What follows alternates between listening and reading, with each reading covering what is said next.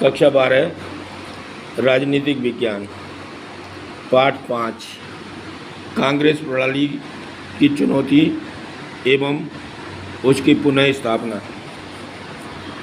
निम्नलिखित नारे से किन नेताओं का संबंध है?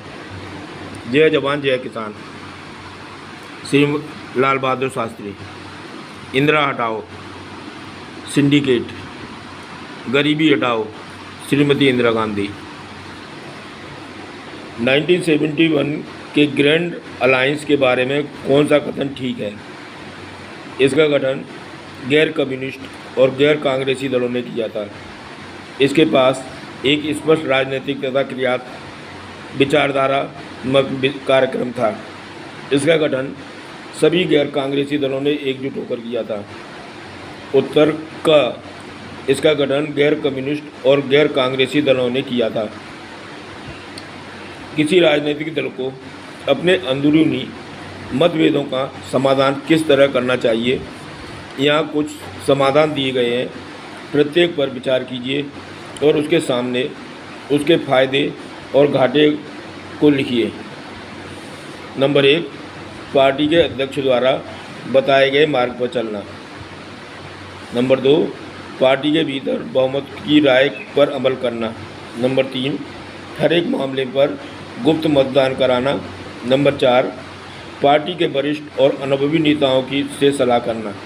उत्तर नंबर का, पार्टी के मतभेद को दूर करने के लिए पार्टी अध्यक्ष के बताए मार्ग पर चलने से पार्टी में एकता और अनुशासन बना रहेगा, परंतु इससे एक व्यक्ति की तानाशाही स्थापित होने का खतरा बना रहता है। नंबर 2, मतभेदों को दूर करने के लिए बहुमत की राय जानने से यह लाभ होगा कि इससे अधिकांश सदस्यों की राय का पता चलेगा में, परंतु बहुमत की राय मानने से अल्पसंख्यकों की उचित बात की अवहेलना की संभावना बनी रहेगी। नंबर 3, पार्टी के मतभेदों को दूर करने के लिए गुप्त मतदान की प्रक्रिया अपनाने से प्रत्येक सदस्य अपनी बात स्वतंत्रतापूर्वक रख सकेगा, परंतु गुप्त मतदान में क्रॉस वोटिंग का खतरा बना रहता है। नंबर 4, पार्टी के मतभेदों को दूर करने के लिए वरिष्ठ और अनुभवी नेताओं की सलाह का विशेष लाभ होगा, क्योंकि वरिष्ठ नेताओं के पास अनुभव होता है तथा सभी सदस्य उनका आदर करते हैं, परंतु वरिष्ठ एवं अनुभवी व्यक्ति नए विचारों एवं मूल्यों को अपनाने से कतराते हैं। निम्नलिखित में से किसे या किन्हें 1967 के चुनाव में कांग्रेस की हार के कारण के रूप में स्वीकार किया जा सकता है? अपने उत्तर की पुष्टि में तर्क दीजिए। नंबर 1, कांग्रेस पार्टी में करिश्माई नेता का अभाव। नंबर 2, कांग्रेस पार्टी के भीतर फूट। नंबर 3, क्षेत्रीय जातीय और सांप्रदायिक समूहों की लामबंदी को बढ़ाना। नंबर 4, गैर कांग्रेसी दलों के बीच एकजुटता। नंबर 5, कांग्रेस पार्टी के अंदर मतभेद। उत्तर गैर कांग्रेसी दलों के बीच एकजुटता तथा कांग्रेस पार्टी के अंदर मतभेद 1967 के चुनाव में कांग्रेस की हार के मुख्य कारण हैं। 1967 के चुनाव में अधिकांश विपक्षी दलों ने एकजुट होकर चुनाव लड़ा था, जबकि कांग्रेस पार्टी के भीतर नेतृत्व के लेकर मतभेद बने हुए थे। 1970 के दशक में इंदिरा गांधी की सरकार किन कारणों से लोकप्रिय हुई थी?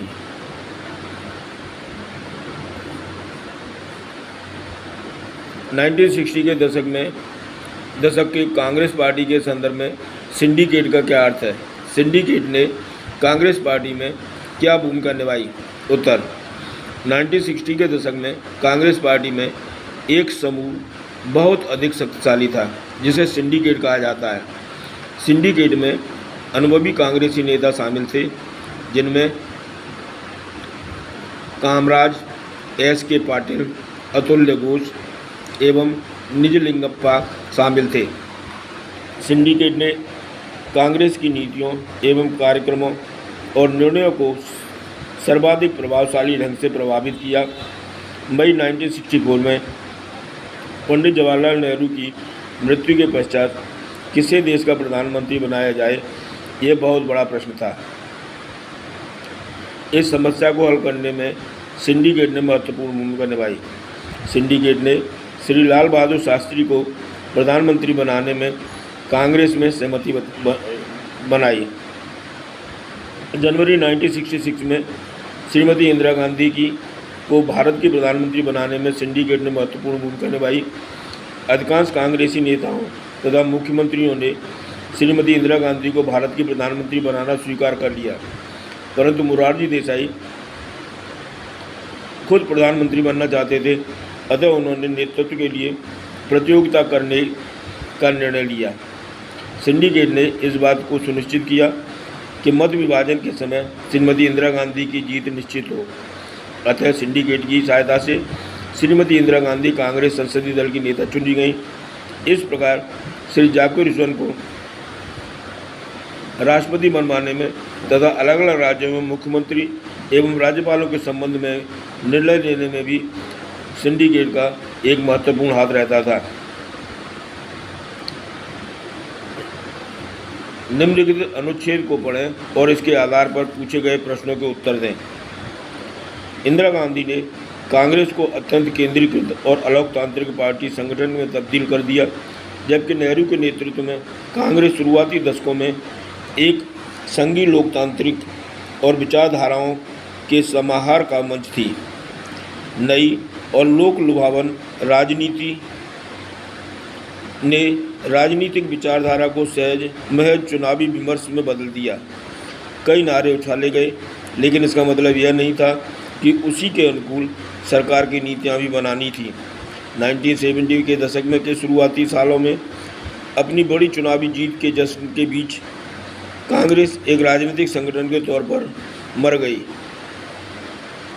नंबर 1, लेखक के अनुसार नेहरू और इंदिरा गांधी द्वारा अपनाई गई रणनीतियों में क्या अंतर था? उत्तर, पंडित नेहरू पार्टी के नेताओं से विचार विमर्श करके अपनी रणनीतियां बनाते थे, जबकि श्रीमती गांधी कई बार बिना किसी के कोई परामर्श किए हुए रणनीतियां बना लेती थीं। लेखक ने क्यों कहा है कि 70 के दशक में कांग्रेस मर गई? लेखक ने इसलिए कहा है कि कांग्रेस पार्टी मर गई क्योंकि श्रीमती गांधी के समय पार्टी संगठन को महत्व नहीं दिया जाता था। कांग्रेस पार्टी में आए बदलावों का असर दूसरी पार्टियों पर किस तरह पड़ा?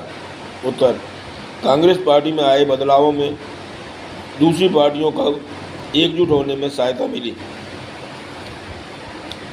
उन दो नेताओं का नाम लिखें जिन्होंने निम्नलिखित 2 नारे दिए: जय जवान जय किसान और गरीबी हटाओ। जय जवान जय किसान का नारा श्री लाल बहादुर शास्त्री ने और गरीबी हटाओ का नारा श्रीमती इंदिरा गांधी ने दिया। श्री लाल बहादुर शास्त्री के प्रधानमंत्री के काल के दौरान देश को किन चुनौतियों का सामना करना पड़ा?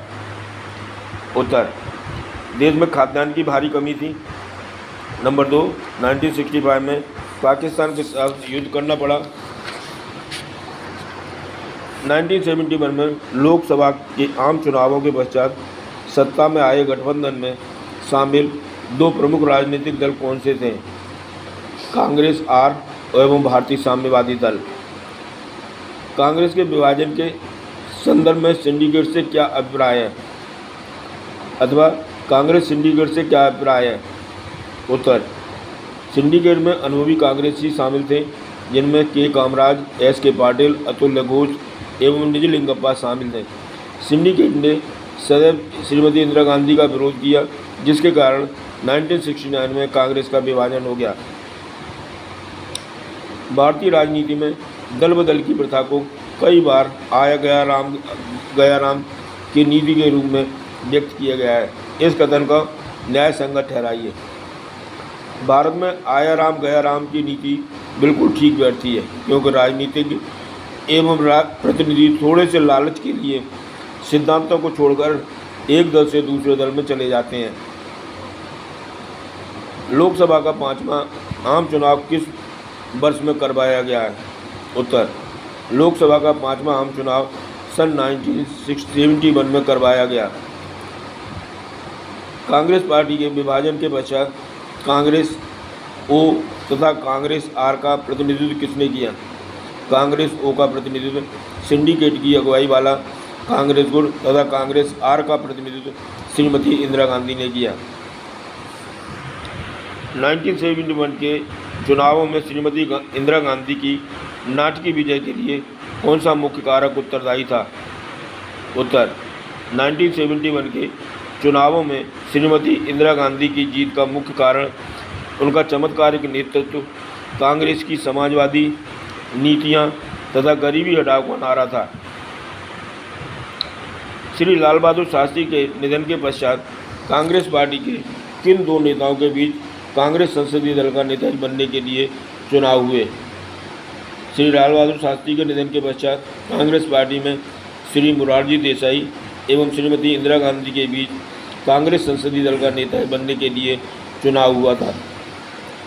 ऐसी दो विपक्षी पार्टियों का नाम लिखिए जो 1971 में बने ग्रैंड अलायंस नामक चुनावी गठबंधन का हिस्सा थी।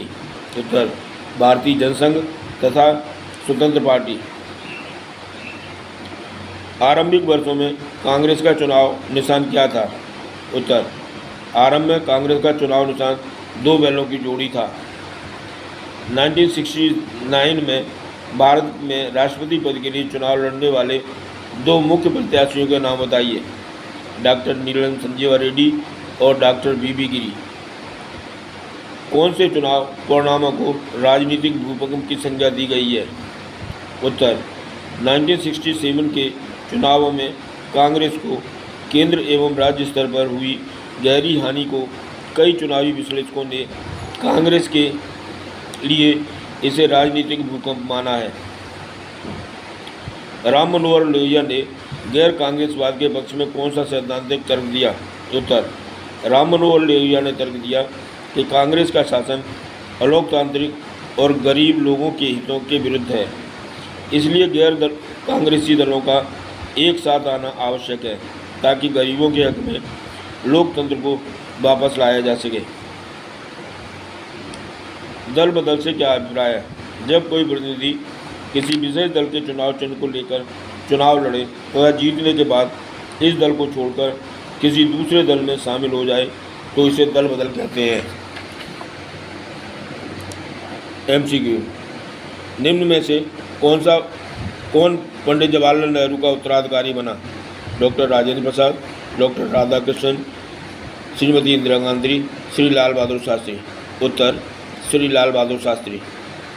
1967 के चुनावों में किस राज्य में गैर कांग्रेस की सरकार बनी? पंजाब, राजस्थान, उत्तर प्रदेश या सभी? उपरोक्त सभी में। 1967 के चुनावों के पश्चात किस राज्य में कांग्रेस की सरकार बनी? महाराष्ट्र, आंध्र प्रदेश, मध्य प्रदेश या सभी? उपरोक्त सभी में बनी थी।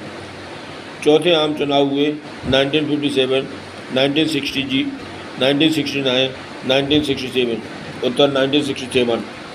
1967 के लोकसभा के चुनाव में कांग्रेस को कितनी सीट मिली थी? 283, 270, 280, 510, 283। निम्नलिखित घटनाओं को कालक्रमानुसार व्यवस्थित कीजिए। लाल बहादुर शास्त्री की प्रधानमंत्री के रूप में नियुक्ति, ताशकंद समझौता, चौथा आम चुनाव, बीबी गिरी का राष्ट्रपति निर्वाचित होना। ऑप्शन में है 1, 2, 3, 4, दूसरा 2, 3, 4, 1, तीसरा 3, 4, 1, 2 और चौथा 2, 4, 1, 3।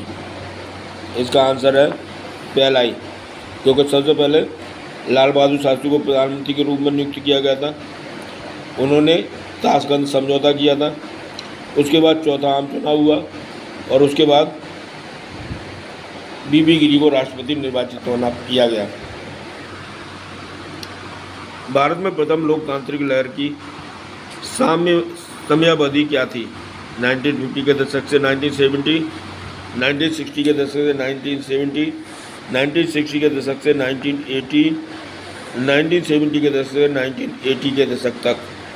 इसका ऑप्शन ए सही। 1950 के दशक से 1970 तक। निम्नलिखित में से कौन सा दशक भारत में द्वितीय लोकतांत्रिक लहर का समय था? 1960 का दशक, 1970 का दशक, 1980 का दशक या 1990 का दशक? 1980 का दशक। निम्नलिखित में से कौन सा दशक भारत में तीसरी लोकतांत्रिक लहर का दशक था? 1970, 1980, 1990, 2000। आंसर 1990। दावा। पंडित जवाहरलाल नेहरू भारत के पहले प्रधानमंत्री थे। कारण। श्री लाल बहादुर शास्त्री भारत के दूसरे प्रधानमंत्री थे। दावा और कारण दोनों सही हैं और कारण दावे की सही व्याख्या करता है। दावा और कारण दोनों सही हैं परंतु कारण दावे की सही व्याख्या नहीं कर रहा है। दावा सही है परंतु कारण गलत है, दावा गलत है परंतु कारण सही है। अब इसका आंसर कौन सा होगा? इसका आंसर है बी। दावा और कारण दोनों सही हैं क्योंकि पहले प्रधानमंत्री जवाहरलाल नेहरू थे और कारण लाल बहादुर शास्त्री दूसरे प्रधानमंत्री बने, दोनों सही है। और कारण दावे की सही व्याख्या भी कर रहा है, सही व्याख्या भी नहीं कर रहा है क्योंकि ये जो है केवल कथन है, इसमें कोई सत्यता वाली बात नहीं। इस कारण दावे की सही व्याख्या नहीं कर रहा है।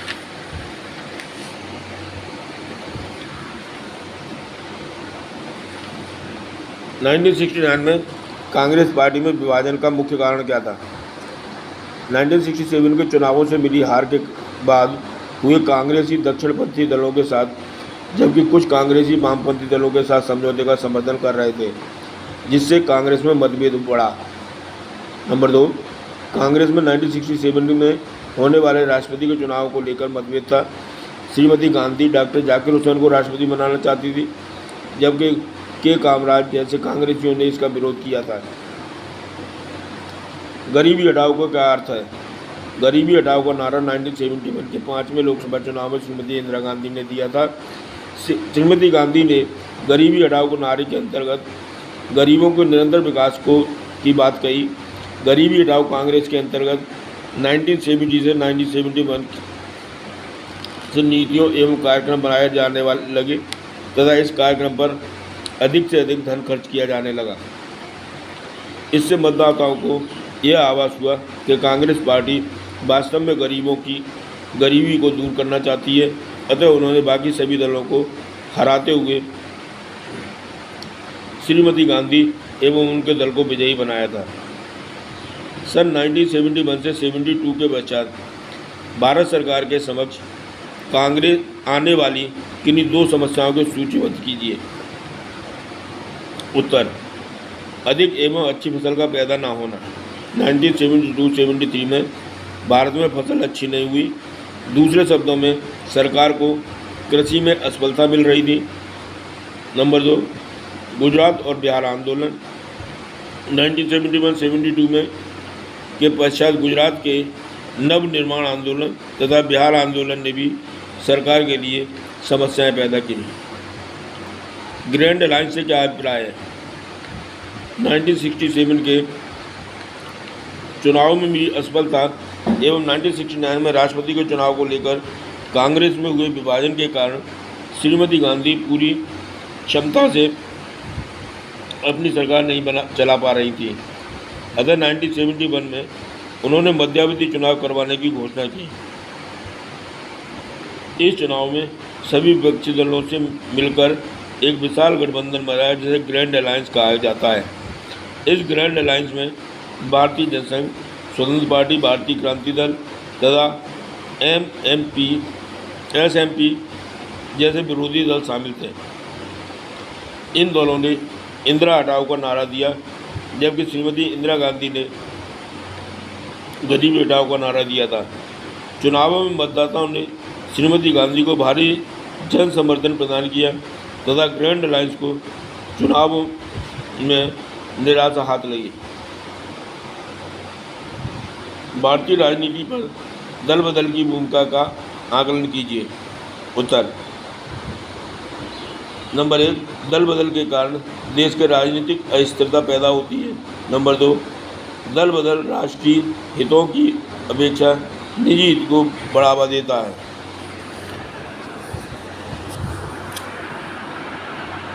नाइनटीन 1971 के चुनावों में श्रीमती इंदिरा गांधी की लोकप्रियता के कोई 2 कारण स्पष्ट कीजिए, अथवा 1970 के दशक के शुरुआत में इंदिरा गांधी की सरकार को लोकप्रियता के क्या कारण थे?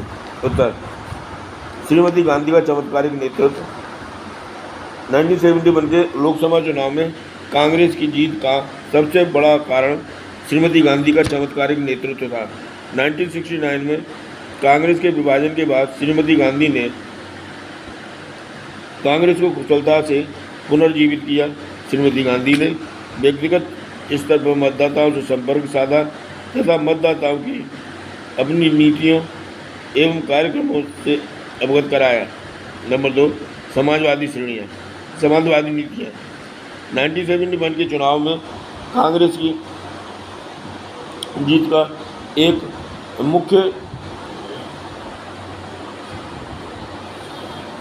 महत्वपूर्ण कारण श्रीमती इंदिरा गांधी द्वारा अपनाई गई समाजवादी नीतियाँ थीं। उन्होंने प्रत्येक चुनाव रैली में समाजवाद के विषय में बढ़ चढ़कर बातें की। जब किसी ने उनसे जानना चाहा कि वे समाजवाद पर इतना अधिक क्यों जोर दे रही हैं, तो श्रीमती गांधी का उत्तर था कि लोग यही सुनना भी चाहते हैं और सभी लोगों को ये बात सुनना पसंद भी है। गरीबी हटाओ का हमारा नारा। 1971 में श्रीमती गांधी जी की जीत का एक सबसे महत्वपूर्ण कारण उनके द्वारा दिया गया गरीबी हटाओ का नारा था। इस नारे के बल पर श्रीमती गांधी ने अधिकांश गरीबों के वोट अपनी झोली में डाल दिए। जहां श्रीमती गांधी ने गरीबी हटाओ को नारा दिया, वहीं उनके विरोधियों ने इंदिरा हटाओ को नारा दिया, जिसे मतदाताओं ने पसंद नहीं किया। कांग्रेस दल पर श्रीमती गांधी की पकड़। 1971 में श्रीमती गांधी की जीत का एक अन्य कारण यह था कि श्रीमती गांधी की अपने दल पर पूरी पकड़ एवं प्रभाव था। 1969 में कांग्रेस पार्टी ने विभाजन के पश्चात श्रीमती गांधी पूरी तरह पार्टी पर छा गई। कांग्रेस पार्टी में कोई भी नेता उनकी आज्ञा की अवहेलना करने की साहस नहीं कर सकता था। सिंडिकेट एवं इंदिरा गांधी के बीच गुटबंदी की प्रतिद्वंद्विता के किस प्रकार सन 1969 में कांग्रेस पार्टी से विभाजन कराया? उत्तर, युवा तुर्क एवं सिंडिकेट के बीच निरंतर कलह होती ही रहती थी। नंबर 2, सन 1969 में सिंडिकेट ने राष्ट्रपति पद के चुनाव के लिए नीलम संजीव रेड्डी को चुना, जिसका इंदिरा गांधी ने विरोध किया तथा बीबी गिरी को राष्ट्रपति पद के लिए खड़ा कर दिया। इससे इंदिरा गांधी एवं सिंडिकेट के बीच मतभेद और बढ़ गए। राष्ट्रपति चुनाव के समय सिंडिकेट पर दक्षिणपंथी नेताओं के साथ गुणा समझौतों का आरोप लगने लगा, जबकि सिंडिकेट ने श्रीमती इंदिरा गांधी पर साम्यवादियों का साथ देने का आरोप लगाया, जिससे वातावरण और अधिक खराब हो गया। 1969 में कांग्रेस के आधिकारिक उम्मीदवार के रूप राष्ट्रपति चुनाव के रूप हार जाने के बाद सिंडिकेट ने प्रधानमंत्री श्रीमती इंदिरा गांधी को पद से हटाने का प्रयास किया, परंतु इसके विरोध में 60 से अधिक कांग्रेस सदस्यों ने निजलिंगप्पा के विरुद्ध अविश्वास प्रस्ताव लाने की बात की। 23 अगस्त 1969 को हुई संसदीय बोर्ड की बैठक में अधिकांश सदस्यों ने भी श्रीमती इंदिरा गांधी के पक्ष में विश्वास व्यक्त किया था। उपरोक्त घटनाओं के कारण कांग्रेस की आंतरिक कलह इतनी बढ़ गई है कि नवंबर 1969 में कांग्रेस का विभाजन हो गया। 1977 के दौरान कांग्रेस में दलीय प्रणाली के कुछ नाटकीय परिवर्तनों का परीक्षण कीजिए। उत्तर, 1969 में भारत की मजबूत पुरानी पार्टी कांग्रेस का विभाजन हो गया। नंबर 2, कांग्रेस पार्टी में श्रीमती इंदिरा गांधी के उभार के साथ पदों में की लोकप्रियता हुई। नंबर 3, 1969 से 1977 के दौरान विरोधी दल प्रभावशाली ढंग से एकजुट हुए। नंबर 4, 1977 में भारत से पहली कर विरोधी दलों जनता पार्टी ने मिलकर सरकार का निर्माण किया।